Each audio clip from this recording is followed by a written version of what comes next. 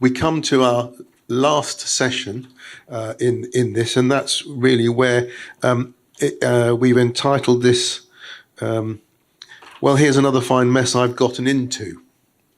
And what we have is a series of questions by way of trying to grab your attention in some of this. I picked up a number of things. Can you bring up the Mentimeter questions, and you can get back on your phones to find the...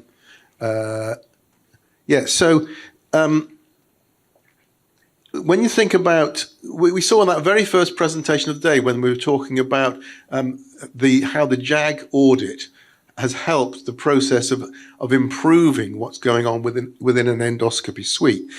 That seems to be at loggerheads with what we get with notified bodies audits that we use for SSDs. And we wondered whether we need to find an alternative model that maximizes the improvements from an HSTU point of view, so that we effectively can apply what is an endoscopy model to SSDs. So do you think, so it doesn't look as if anybody disagrees with that suggestion. Then the next question that came from there was how can we change this focus to ensure SSDs improve in the same way? And this is where we need the suggestions from yourselves. So if there are alternative ways of doing this, what do you think they are? I can see John's busy typing away there because he's thought about this quite some time. So any thoughts about how we can change the focus around for our SSDs? This isn't my area of expertise, so don't expect me to come and answer this question.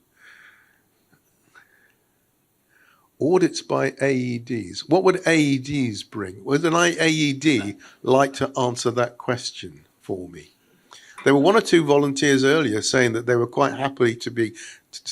Jim, that's you putting your hand up, is it? Have we got a microphone, please? One here. Oh, he's got one oh, in front of him. So the JAG audit has carrot and stick.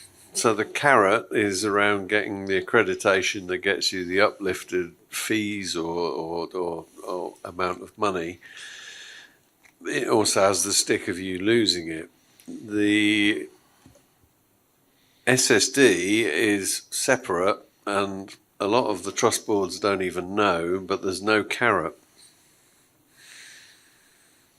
There's only stick from the notified body. So what carrots do we want into the system?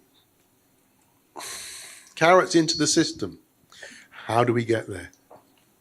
Okay, well, the other thing that grabbed me about the presentation, that first thing this morning, carrot cakes. Now, if you want to see me afterwards, my wife does the best carrot cake in Wales, and we can always send you some. The next thing that struck me, again, going back to that very first presentation, it was something, there's a conversation going on down in Hywel Dda, and therefore, as I sit as a patient as well as a healthcare worker in Hywel Dda in some respects, I felt I wanted to put an opinion in. So the next question, one of the things, it struck me again when we were listening to Sian and I can't remember the other name. Sandra, sorry, Sian and Sandra this morning. They created a new building.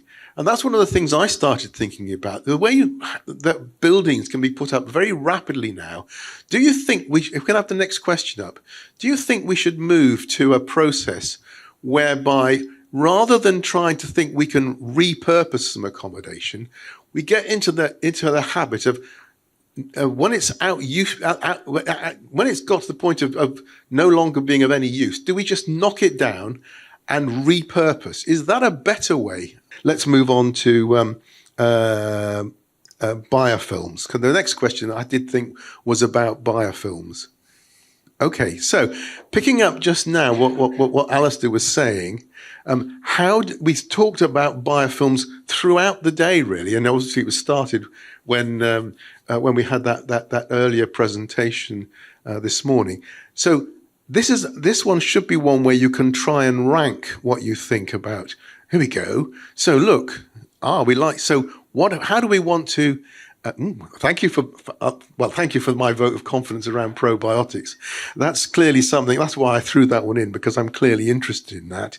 But I was also struck by what Alistair was saying. If Alistair can coat the inside of an endoscope, on the plastics, that's got to offer something new for us. Because up till now, we heard, I think it was during the annual scientific conference, we heard how there are these technologies being used to try and mechanically strip off the inside of our endoscopes. But if we could find a way of coating the inside of an endoscope, then the ability for a biofilm to stick wouldn't really be there. But so now new surface coatings is beginning to get the vote. But from my point of view, having lots of conversations with my animal husbandry colleague down in West Wales, biological controls are something I think we will begin to see as we get more and more confident with them going forward.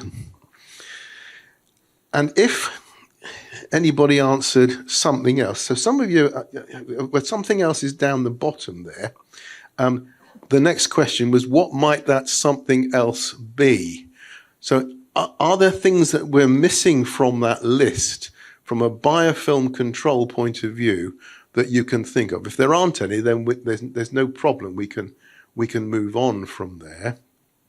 And if not, we then move on to two scenarios that were presented. Oh, Helen, yes. Agitation process. That was the sort of thing that we were hearing about in terms of a physical stripping of the biopsy. So the automated cleaning that you might get is probably going to have to... let's put carrot cake back up there again. If the person who wants carrot cake comes and sees me afterwards, I'll arrange for a package to be sent to you of the world's best carrot cake, or Wales's best carrot cake. And if that's more than one person, I won't. Okay, that's lovely. So then we were then presented again this morning, but thinking through what we're doing, two scenarios, if we can move on. Two scenarios were presented in response to sustainability of sterile instruments. Which is your preferred option? So we were talking about composting, which didn't go down very well this morning, and we were also talking about containerization. But there may be something else, and I'll let you have something else. Oh, somebody's put a strongly agree. Oh, composting. So nobody likes composting. It's funny that about the composting. It strikes me as a microbiologist that composting has a place to play.